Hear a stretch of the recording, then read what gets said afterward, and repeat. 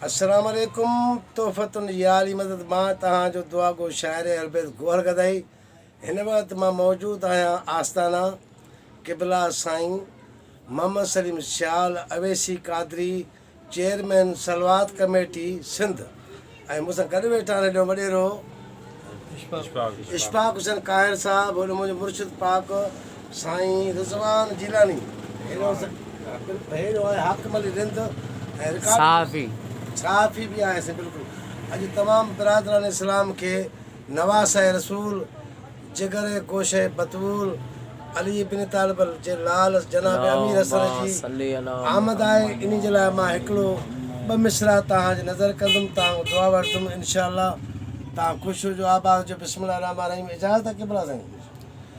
आया है जग ते बचड़ा कुल ईमान दा, आया है जग ते बचड़ा कुल ईमान दा, कुल ईमान दा वारिस कुरान दा, आया है जग ते बचड़ा कुल ईमान दा, सुभान अल्लाह। आया है जग ते बचड़ा कुल ईमान दा, हो सैयदां दा कुल सरमाया मौला हसन है आया, सैयदां दा कुल सरमाया मौला हसन है आया, हादी सलमान दा वारिस कुरान दा, आया है जग ते बचड़ा कुल ईमान दा, आया है जग ते बचड़ा कुल ईमान दा, कुल ईमान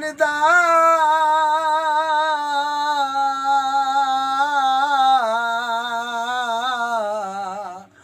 कुल ईमान दा वारिस कुरान दा, आया है जग ते बचड़ा कुल ईमान दा, गोहर गदाई जामिन आ गया मौला मोहसन, गोहर गदाई जामिन आ गया मौला मोहसन, चन इमरान दा वारिस कुरान दा, आया है जग ते बचड़ा कुल ईमान दा, आया है जग ते बचड़ा कुल ईमान दा, कुल ईमान दा वारिस कुरान दा, आया है जग ते बचड़ा कुल ईमान दा, आया है जग ते बचड़ा कुल ईमान दा। सुभान अल्लाह।